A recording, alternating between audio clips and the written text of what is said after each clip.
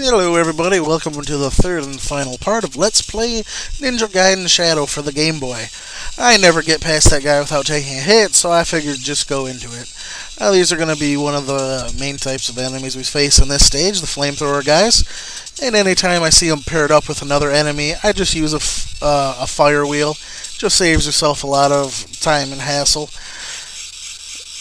These flamethrower guys are bad enough, but pairing them up with another guy, it's just asking for trouble. Well, these grenade guys won't hurt you unless their grenades physically touch you, so you can land in the explosion and be fine. Again, the flamethrower guy plus another guy equals fire wheel.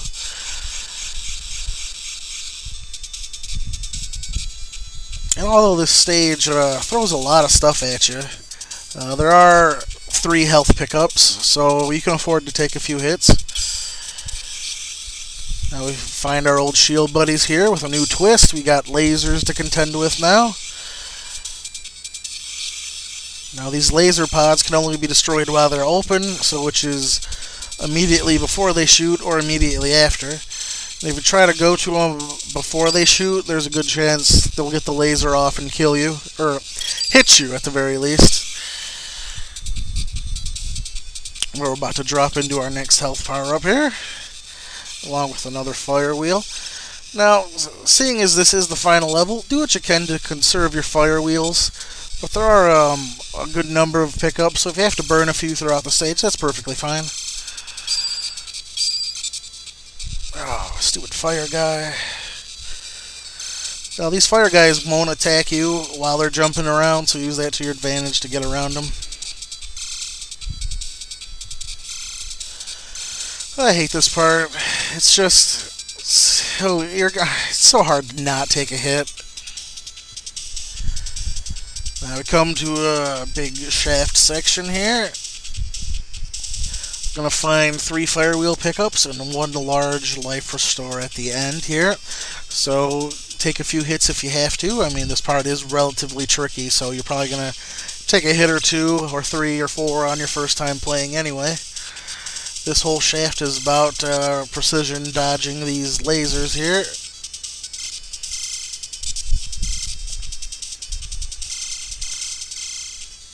It's pretty much all about pattern memorization here. Your first time through is going to be pretty tough, but after that you just get used to where everything shoots, so it's not a big deal.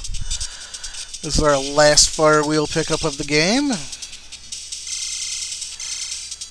Now with these laser pods spaced so close together, feel free to use a fire wheel if you feel you have to get through without dying here.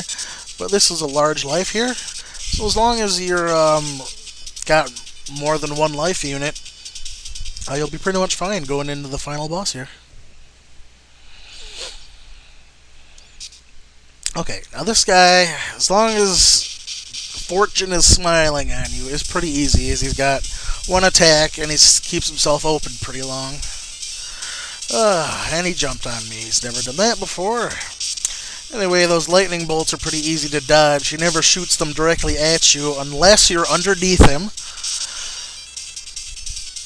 Then he will float towards you and leave himself open for quite a while.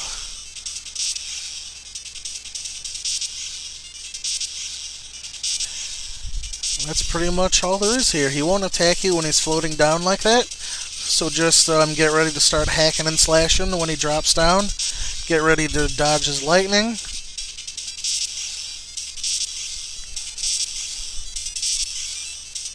Jump over it, he'll come down.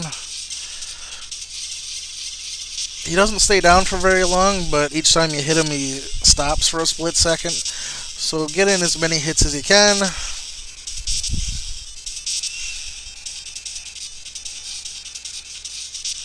Okay, that was a pretty terrible job right there.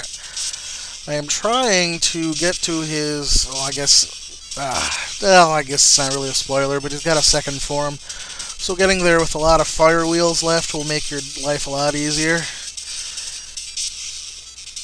Oh, especially when you only have 1 hit.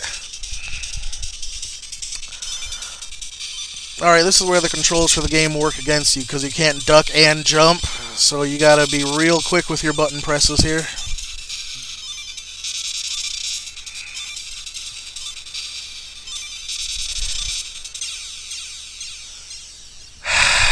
I was tapping the hell out of the jump button. Look what happened. If you're even kind of ducking when you hit the jump button, even a split second after you've stopped ducking, the jump button will not register. And that is the only reason this final boss can be any kind of difficulty, is because the game controls are broken here. Really, really, really irritating to die to bad controls rather than good boss design. So unlike the other 4 stages, there's no boss checkpoint, so we gotta do the shaft here again.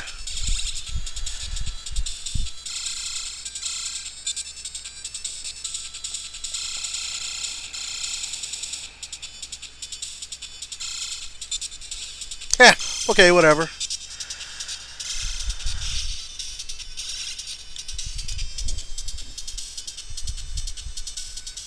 Alright, we're gonna kill him this time.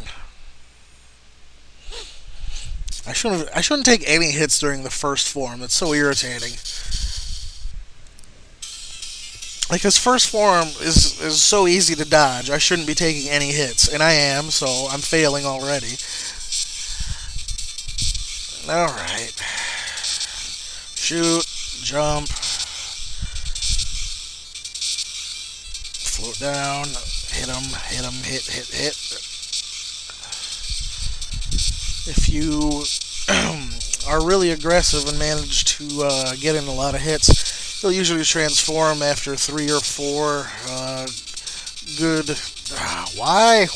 His sprite and his giant hitbox. 3 or 4 good volleys can often do it, but seeing as I'm not doing good, it'll be more like 5 or 6.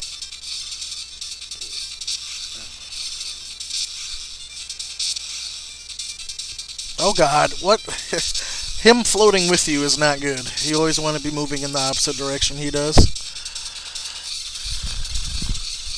Alright, this is going to be a good bunch of hits. Alright. As before, you just gotta hope the game controls don't screw you over during this. Okay, yep, I guess the down button just doesn't want to work. It's really sad that, you go through... don't get me wrong, this is a really good game. But it's so irritating to go through the whole thing, and then to find out at the end that the controls are shit.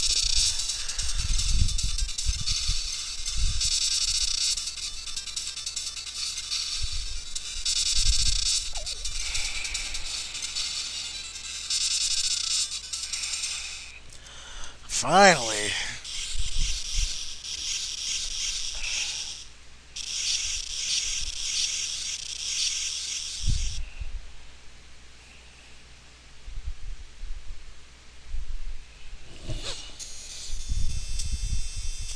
And what happens? Okay, I cannot be the only one who thinks that's a face on his chest. If it isn't supposed to be, it sure looks like one.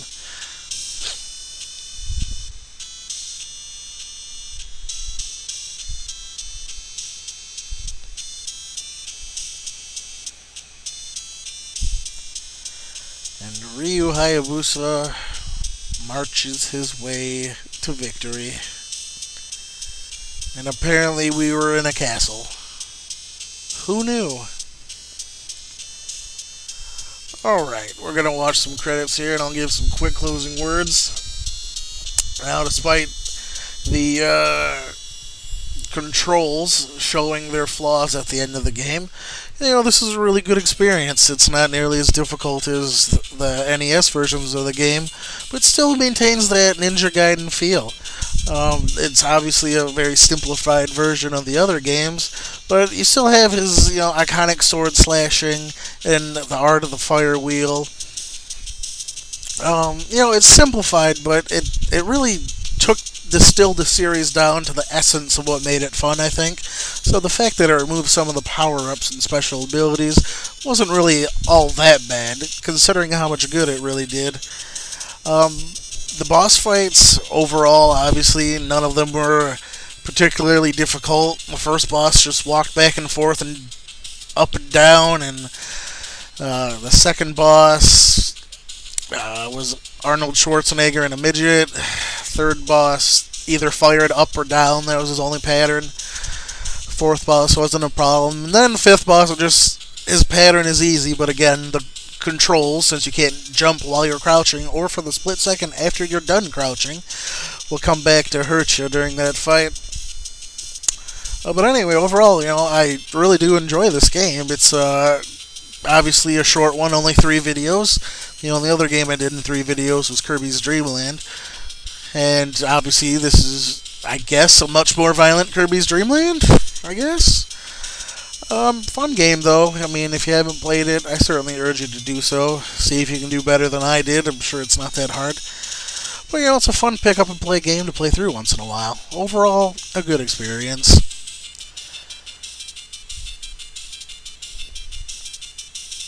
Tecmo made this game in 1991.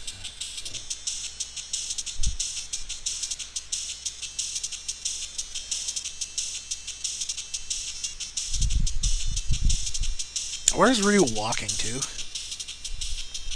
Wouldn't he just drive there? I mean, Ninja Mobile or something? Anyway, we are at the end of this LP. 3 parts, short and sweet. Thanks for watching, everybody, and I will see you later.